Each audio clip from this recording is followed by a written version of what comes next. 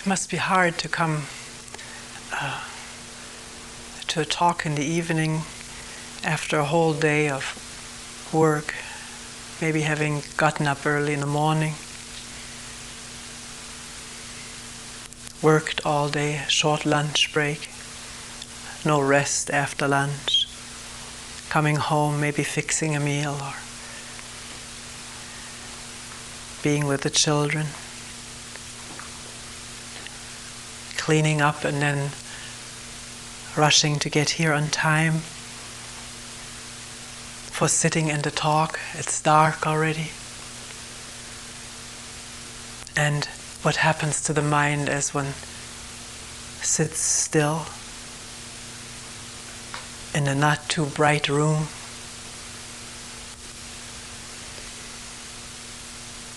Is one getting sleepy? Difficult to stay awake?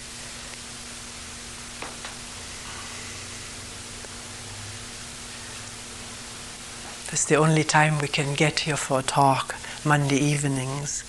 A morning would be better for all of us, but this is what we have.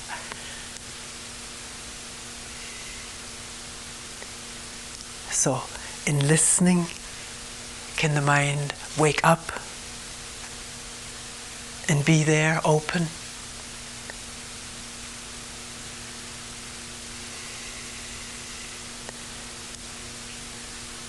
It was about a month ago, a little bit more than a month ago, that I was on the West Coast, having been invited to do a retreat there, but after the retreat, give a talk in a Zen center.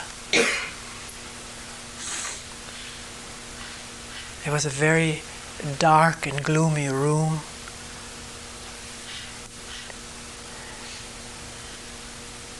Lots of people there. I hadn't prepared a talk. It was right after retreat. I wondered why people had asked me to come there and talk to them. So after saying just a few sentences, it was opened up for questions, and people asked lots of questions. There was questions and answers going on for about 2 hours. Some people left. Some people were listening with interest, intensity. Some people got angry. Some people said, "I don't know what you're talking about." And a friend who had gone with me and who was interested in people's reactions about this talk just recently wrote me a letter.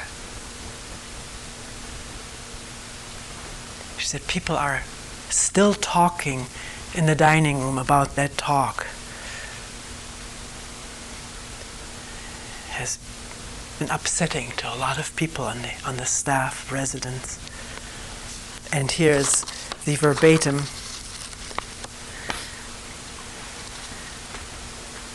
statement.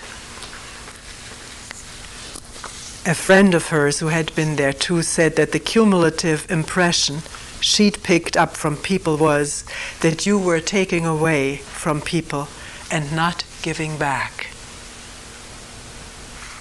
She felt a lack of generosity in that people were not left with something to work with or to stay with.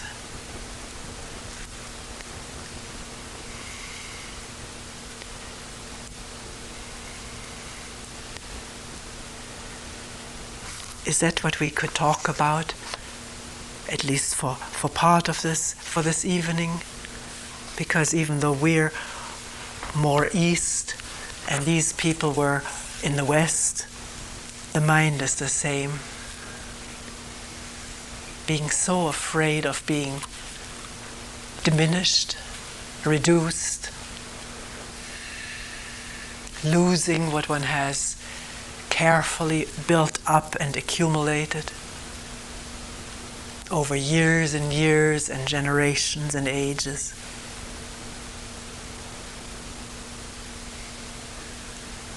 the fear of being taken away of, and the desire to be given.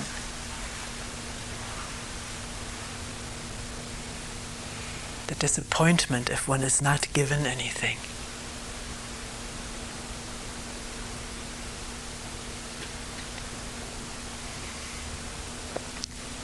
What is this all about?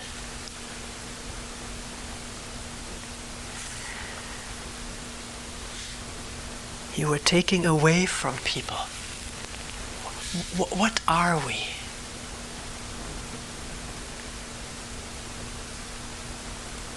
As we're sitting here, right now,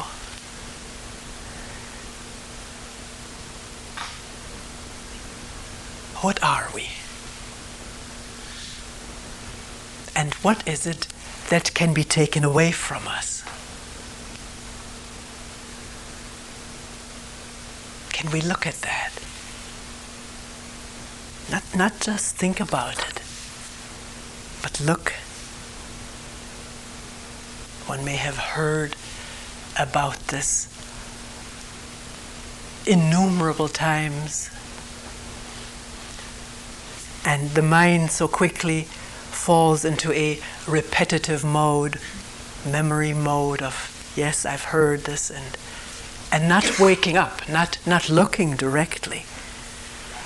So as we're sitting right now, what are we? What do we have?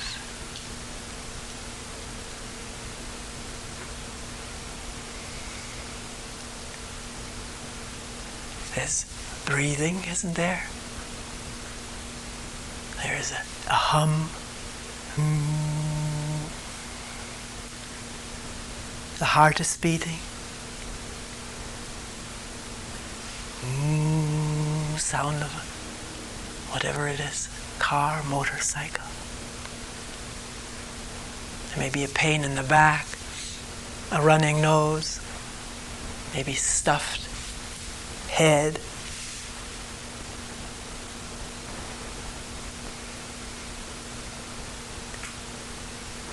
Is one in touch with that?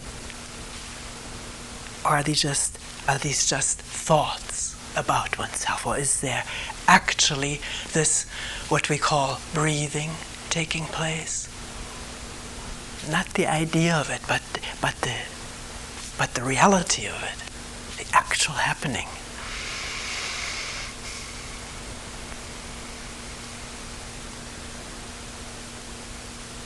And what we call the heartbeat. The word heartbeat is not this what's going on. Can that be felt? The immediacy of it? Not thinking about it, but being in touch with it? Just that?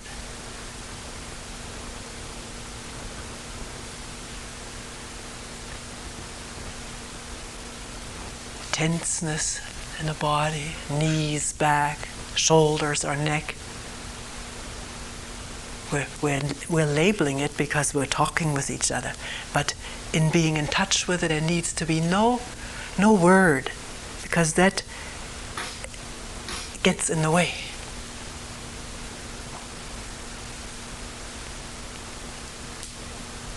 And in being in touch with the breathing, the back, the knees, neck, head, or hands, is there sort of a visual image of oneself? Maybe, may not, maybe not. But if there is a visual image of seeing oneself sitting, sort of a vague picture, does that correspond to the facts of how one is sitting? We do have body images. The hands right now, the way they're resting on the knees, one knee up. There can be a visualization of that. It happens automatically, maybe not for everybody. Maybe everybody has that. Maybe one isn't aware of it. Yellow sweater, shirt, the pants. Does this image, is it accurate, corresponding to what's there?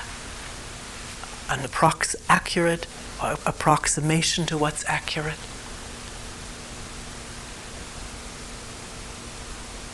These are all factual things we're talking about. Things that are there, that are real, that are not to be given or to be taken away. They're there. Can there be awareness of it? Awareness, the word where means truth, the truth of it.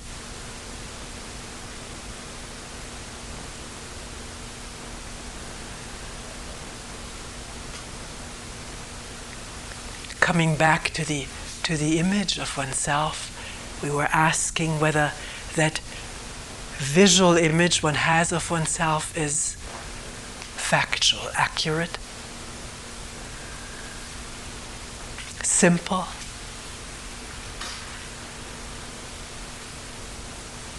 or is it stuffed with things, with ideas about what one is? A meditator? Is there an image of being a sitter? A Zen sitter or spiritual meditator? With these labels that we give ourselves, the ideas we have about ourselves, we move away from what is factual into what we want to be in order to feel good about ourselves, satisfied about what we're doing. We're asking, and can one look and examine whether as one is sitting here there are images about oneself.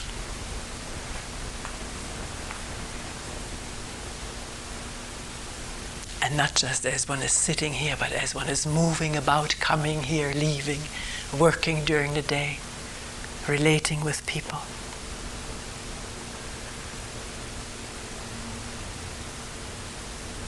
Does one seek out to be somebody? Seek out people who make one feel as though one was important, approved of?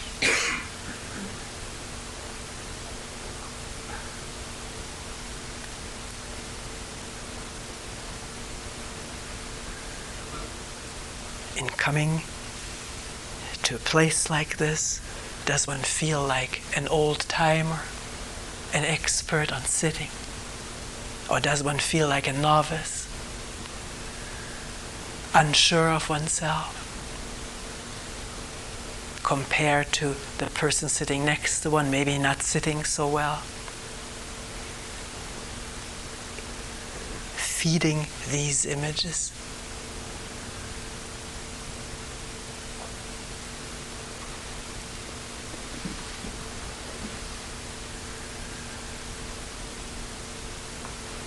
Is one looking? If one feels good about oneself, that there is a sense of achievement, superiority, goodness, is that what we're afraid of, being taken away from? If somebody attacks that or questions it, questions self-image, wonders about it, the need for it, the dependency on it, the attachment to it. Is there fear? Pain? Hurt?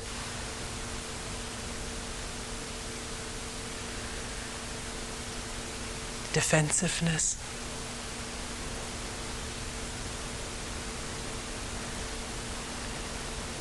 Who are we? What are we beside what is factually, actually sitting here?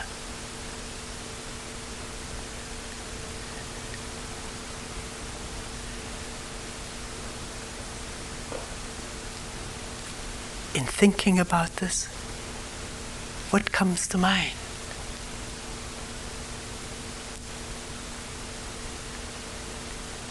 We think of our gender, our age, our profession, our capabilities, education,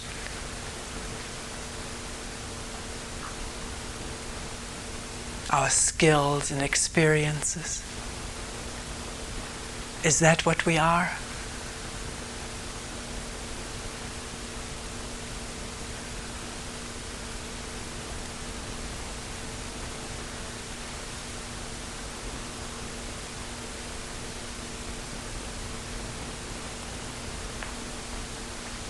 Feeling insufficient, inferior, timid, shy.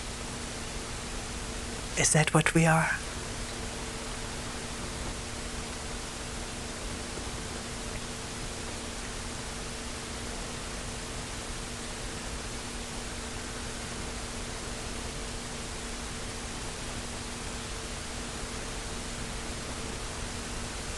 We can think of what we would like to be, what we would like to become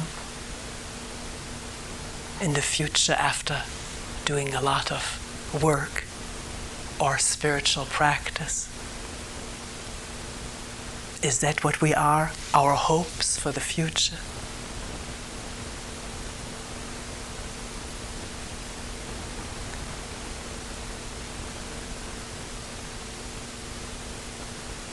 Do we see, as we're looking right now, that all of that is thought and idea and image? Memory and its projection into what we call the future?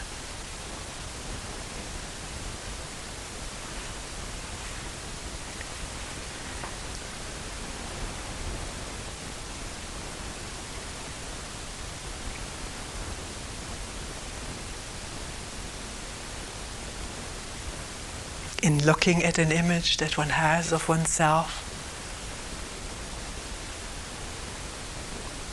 really looking at it, being aware of it, is that possible? Can one be aware of an image? Of being good at something or poor at something? Approved of or disapproved of? In looking at that, what happens?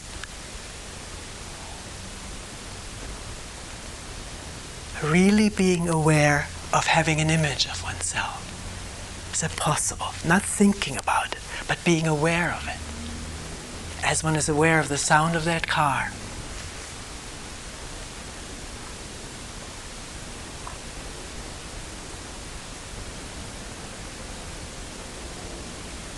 The sound of the plane. Without the word plane. What is one? In just listening and looking.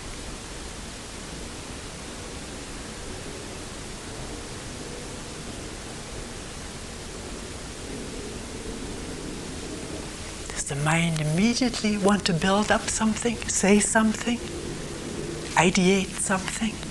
Or can it just be listening and looking and being in touch? Without the label, without knowing what it is, just this openness of listening, looking, feeling, touching, all as one openness. Does the mind immediately make pictures and images? Not it shouldn't. Is it? Can one be aware if it happens and be so aware that it doesn't go any further?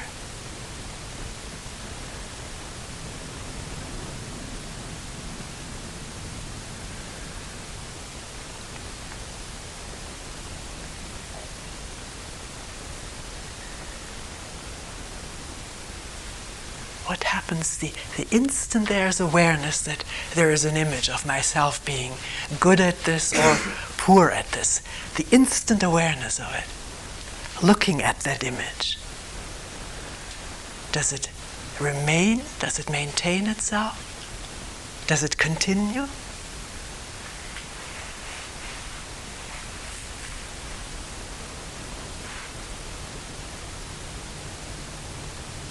And if it doesn't continue, what is one?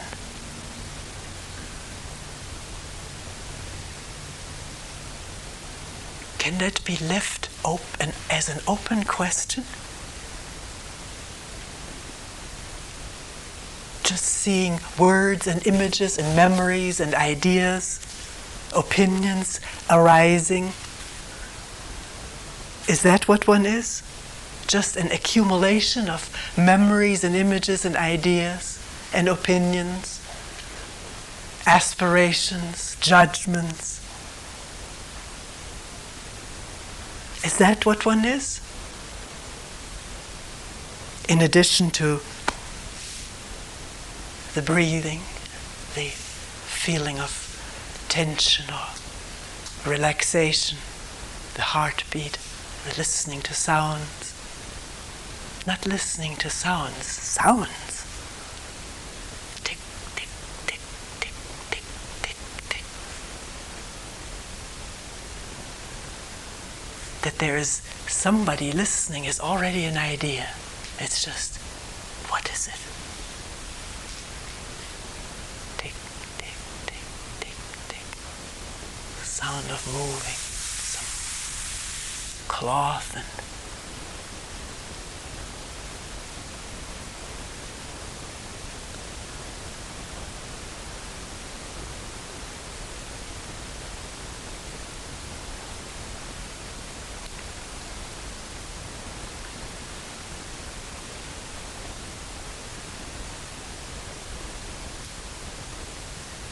in so listening and attending, what does one want? What does one want to be? Why does one need to be something in so listening and attending?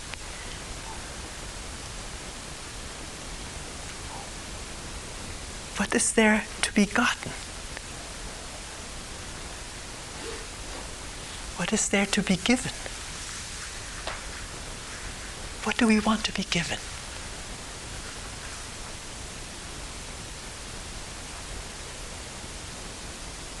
After a day of a lot of work and maybe fatigue, tiredness, worn outness, maybe some slight feeling of depression or discouragement. Does one want a boost to one's energies or to one's enthusiasm?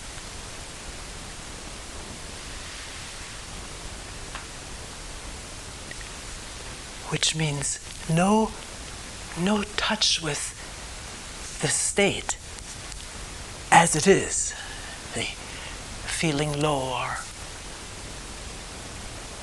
lack of energy, depression, sadness. Why can't one simply be in touch with that? Simply meaning without making anything out of it. Without wanting it to be any different, without even knowing what it is.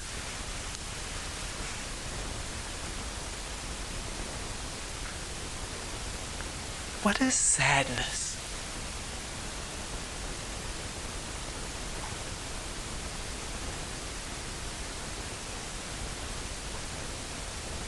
The height of it, the width of it, and the depth of it.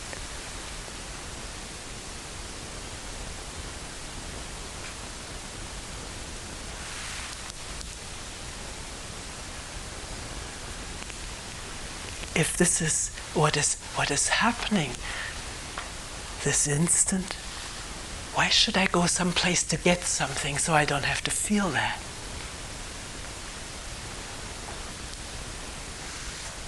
then confusion and disorder sets in. There isn't precise touch with what is, precisely, without trying to cover it up or distract oneself from it, inject something so one is numbed by enthusiasm or intoxication of an idea or thought, prospect, hope. All that is covering up, shielding, separating one from the truth of what is going on.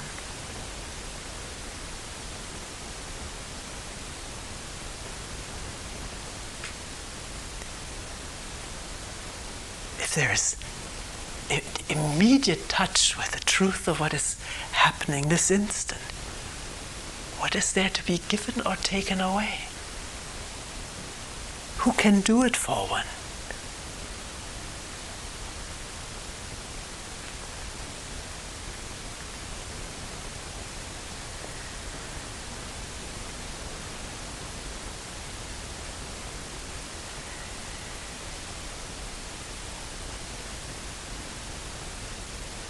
Can one see how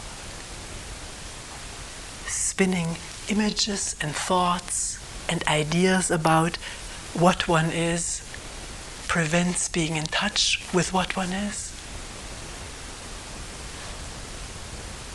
The bare, simple truth of it, the palpable truth of it, this instant. Not the word is not the truth, the actual thing is it. What is that? If I want to find that out, be in touch with it, I won't touch any distraction from it, any practice away from it.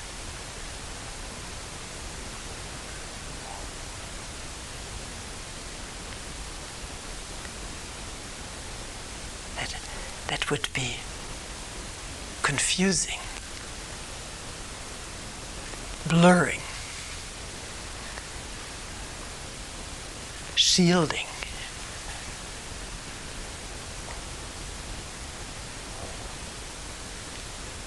Why is it so difficult or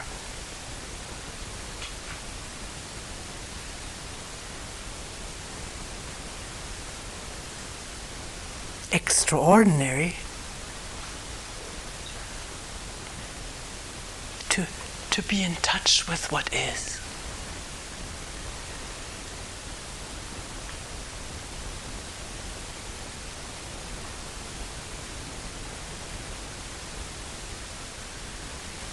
Is because immediately the thought, is that all? I want something more? Then there's no touch. Because being in touch means no separation.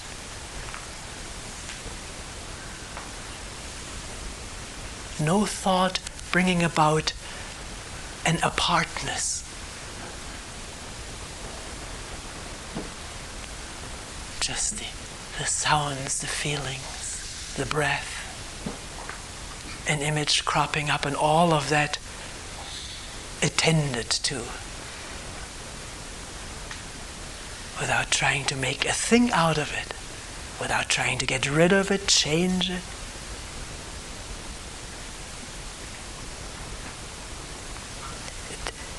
It's just such an acuity of being there, which has an intrinsic beauty to it, which is neither given nor can be taken away.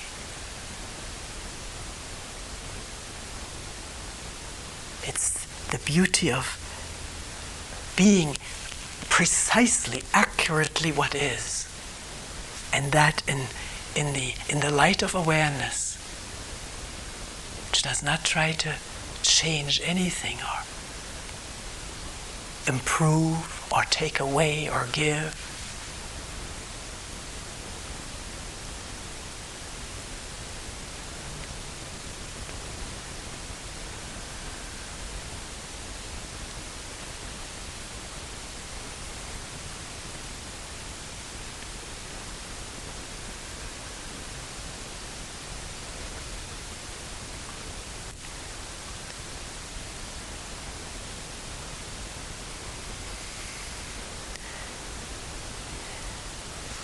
Someone said,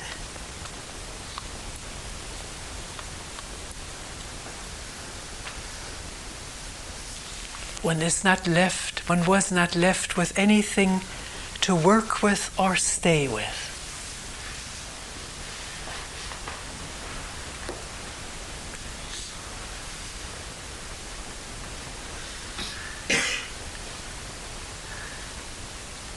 Meaning some extraneous method, practice, technique to occupy mind and body with, in place or instead of being with what's there. Do you see that?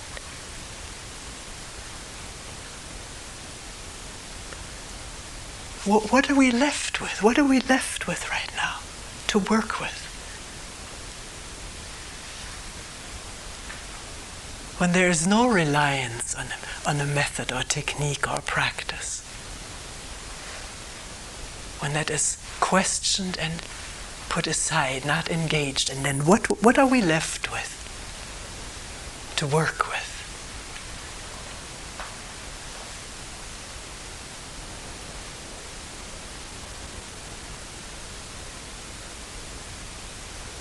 Isn't that when it starts being alive?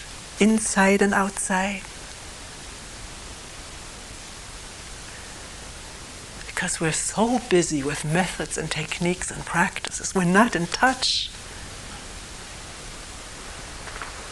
with this throbbing life, inside and outside.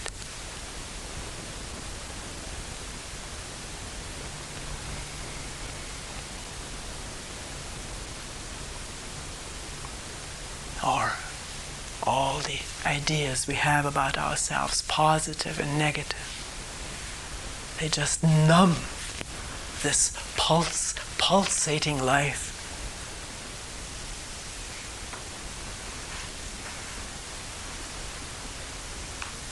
Through the ideas about ourselves, positive ones if possible, we hope to attain a feeling of being alive. Feeling good about ourselves, but it's impossible. It's artificial. The energy boost that may come to us by being made felt good, making ourselves feel good about ourselves, just leaks away so quickly, and then we need more of it. Why not start out with where we are? The sadness, the discouragement, the depression. And feel that out completely, and also hear the siren.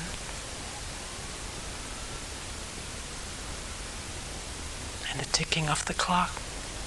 And the breathing.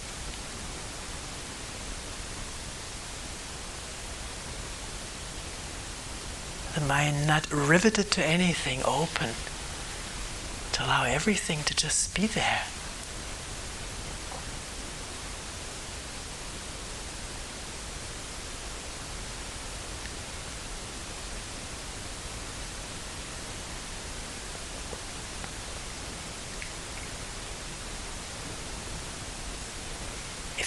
If you really want to hear something clearly, you don't turn the radio on.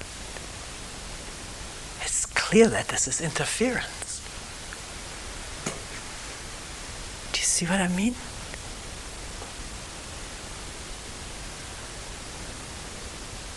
If you need to be in touch for the first time in this life with what's actually going on, don't turn anything on. One doesn't need that advice. One won't do it if one needs to be in touch.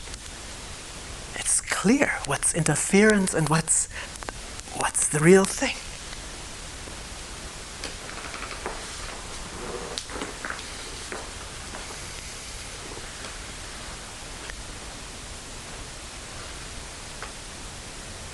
And if the thought comes up, well, my mind isn't open, my mind feels so closed, so dull.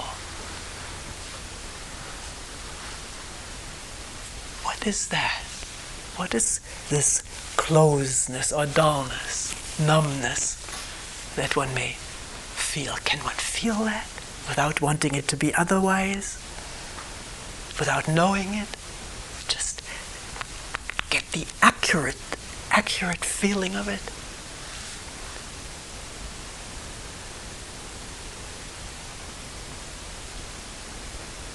Without any evaluation of it at all. It needs no evaluation of the sound of the plane or the ticking of the clock. It's just there.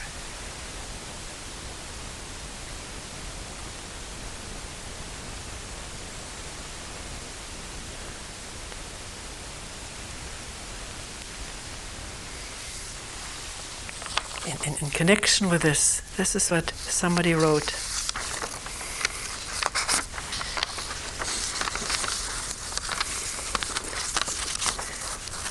This person came to a retreat in Europe after having engaged in a Tibetan practice for 9 years.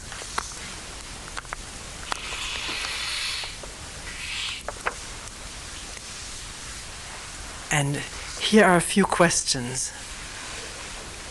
Actually, the letter that preceded the summary of questions was 30 pages long. A tremendous having to deal with this back and forth. Practices that one had learned and begun to treasure, to value for their effectiveness, for their whatever. And now someone questioning whether one needed these at all. And this is here the summary of some of the questions. Would you say it is meaningless to talk about progress in meditation? Would you say it is meaningless to talk about progress in meditation as measured, for example, by the degree to which you get more balanced, open, less concerned about the past, less attached to negative emotions and so forth, although the basic sense of division is not overcome?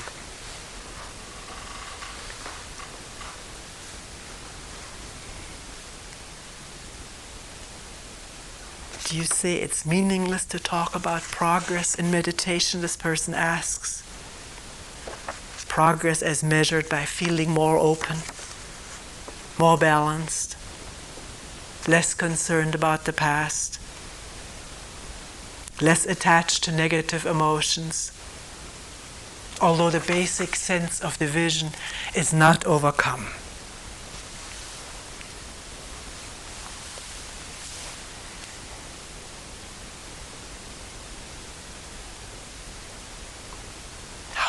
How can one answer this question for oneself, short of getting somebody to give one an answer? Yes, it's progress. No, it's not progress. Which is totally meaningless. Somebody else answering this for one. How can one find out for oneself?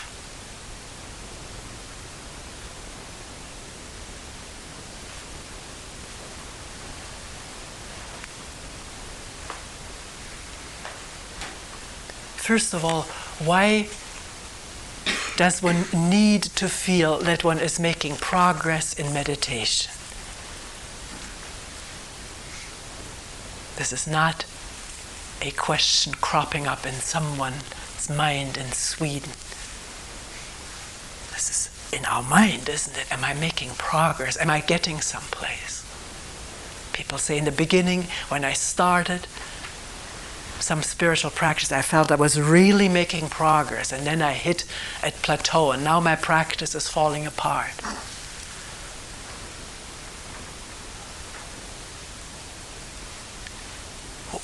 What is one's practice if one is falling apart? Isn't it the falling apart?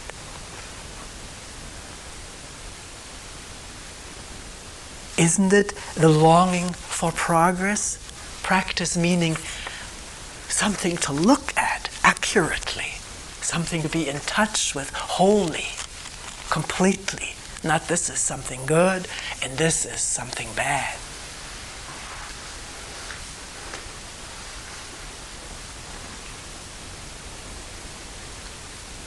Do we need to feel that we're making progress because this is how we've been raised since we were born? Making progress and kicking, making progress and smiling, making progress in crawling, making progress in walking, talking, teething. It's ridiculous, isn't it?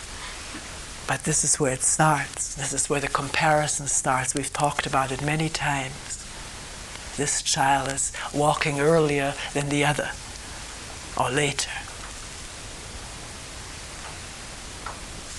Can one see that being concerned with progress in one's spiritual life, in quotation marks, I don't really know what that is, being concerned with progress prevents the accuracy and acuity of being in touch with what actually is.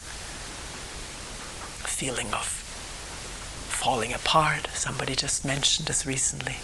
I feel my practice is falling apart. What is one's practice? If not that, at that instant, to wonder what this is. What is it that's falling apart?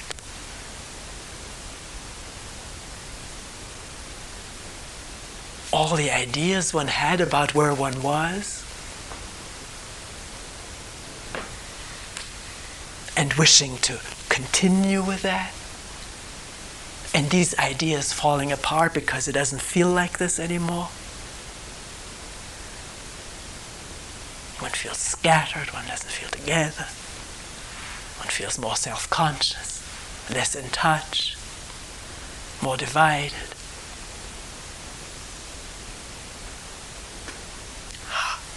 How is it? Right now, leave progress alone. Leave comparison be. It doesn't help. It's like turning the radio on when you want to hear a bird singing outside. So, if we can leave that alone, this whole business of progress, is that possible? Not to be concerned whether one is making progress or not? Then the question is, what was the question? If you get more balanced, open, less concerned about the past, less attached to negative states, are you doing all right? Well, why can't one let be what is? Feeling balanced and open? Why does one have to make something out of it in terms of something else?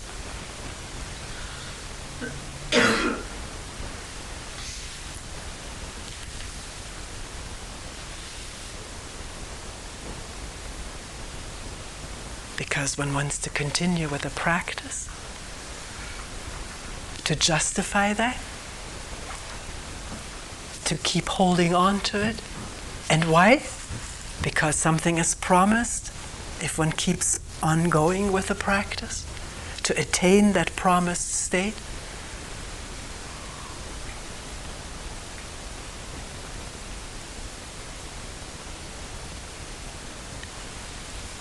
And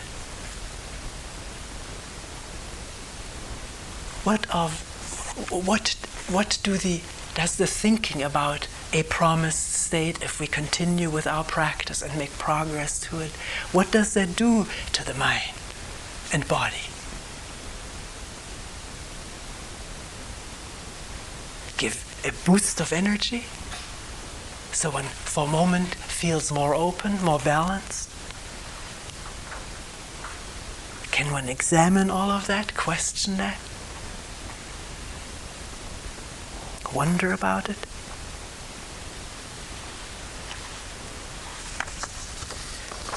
The next question is, could such progress as mentioned above be taken as evidence that one's practice is basically sound? Assuming that mantras do change people in respects like those mentioned above, would that, according to you, speak for mantras? Or is there something which in principle rules out their use as a meditative tool?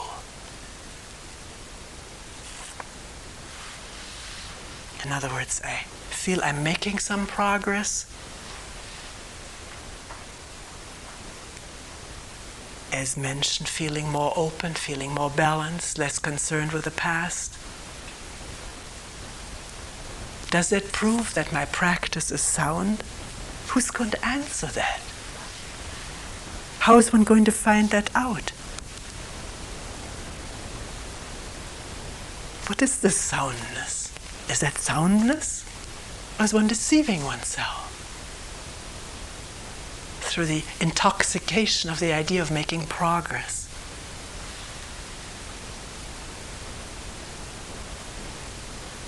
How can one look at what is happening within oneself and not deceive oneself?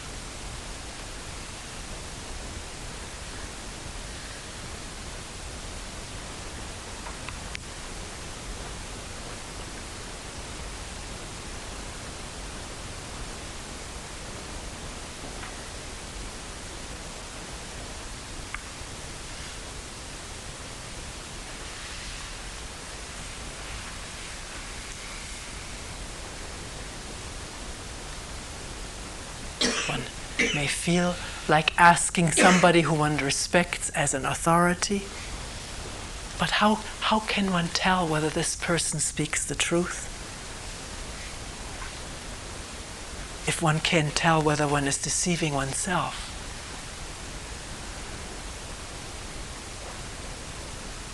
There's an important question to ask of oneself.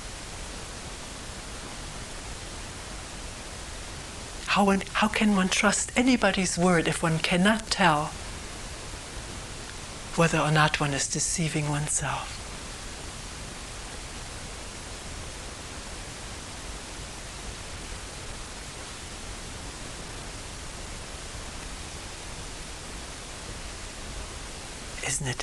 Isn't it clear that one has to see clearly for oneself?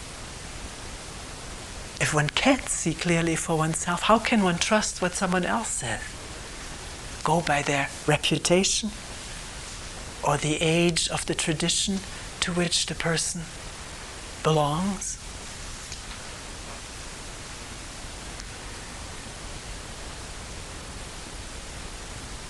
Years ago, a woman came to see me. She had just become the disciple of a spiritual teacher. We were friends from way back. She came visiting from a land in the Far East. And I asked her what it meant to have become the disciple of a teacher. I wanted to hear what she felt about that, because there was a tremendous feeling of joy and specialness in her. And what she said was, and I think I remember that quite accurately, turning yourself over to a teacher, trusting that he will be reasonable.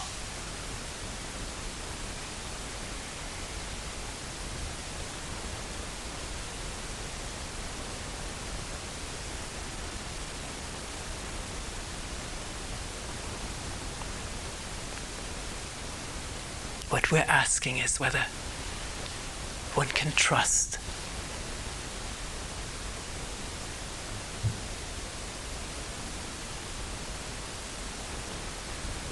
If one doesn't see clearly oneself, and if one does not see clearly oneself, doesn't one need to beware? To be beware? What's that word? Be cautious? Beware.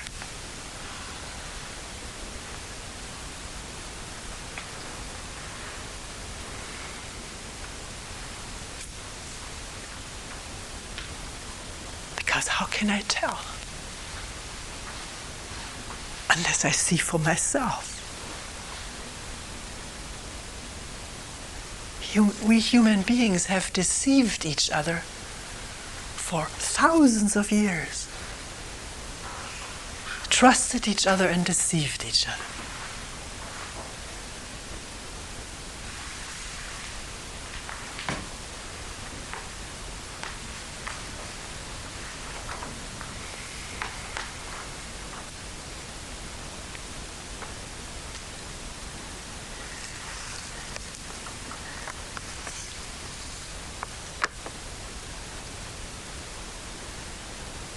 Can you speak for mantras?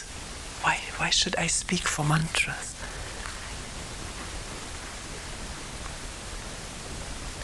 As a meditative tool, it's like turning the radio on when you want to listen to a bird.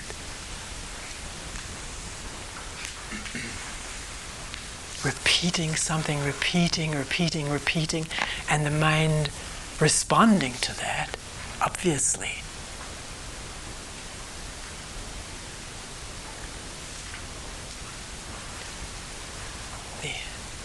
Has a sedative quality to it, a tranquilizing quality. And if one sits down with a severe depression or feeling of discouragement and begins to repeat a mantra, the brain may get sedated and not feel the depression as much, or maybe not at all, maybe even a high being achieved by this repetition. But what has the mind learned and found out or seen? Nothing. It has sedated itself effectively.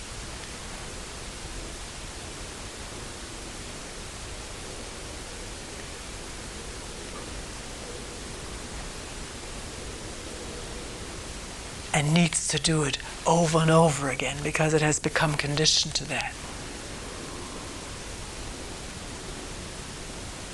Listen to the airplane and the yawn.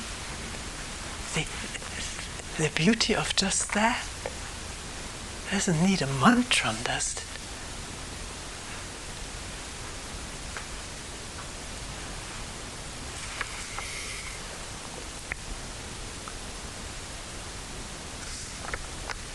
Later on, there's a question. Isn't just sitting and attending a specific way after all?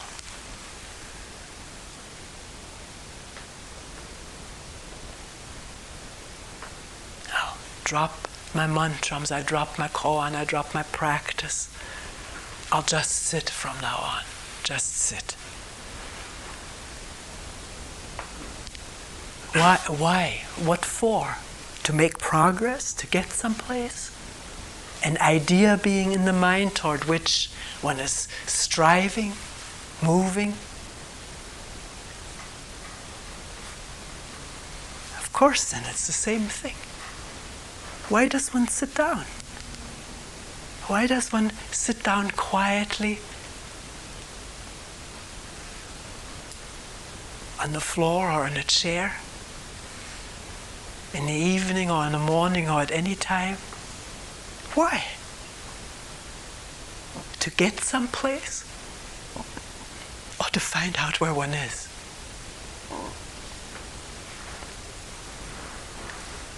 Because that's where one is. Not because one wants to be someplace else. To find out what's going on.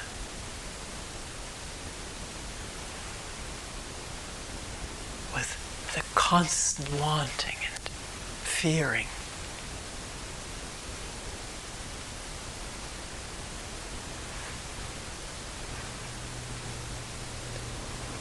listening to that, listening to the sound of wanting and to the sound of fearing.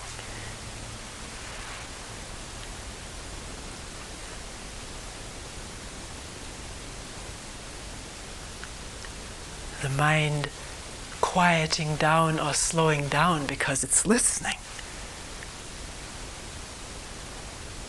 Because it's really interested to be in touch with what's there. For the first time, one will not cover over or run away or turn on something to feel better, to feel stronger or more energetic.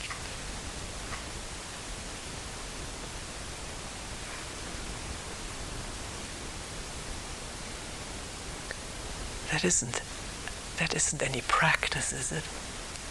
It's what we are from moment to moment is something new every moment.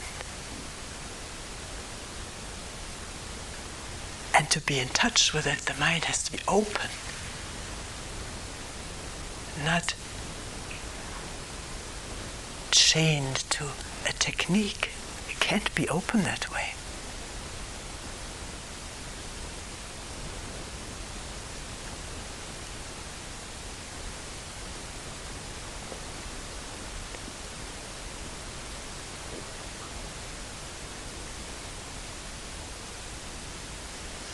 Yesterday somebody, we better leave that for another time.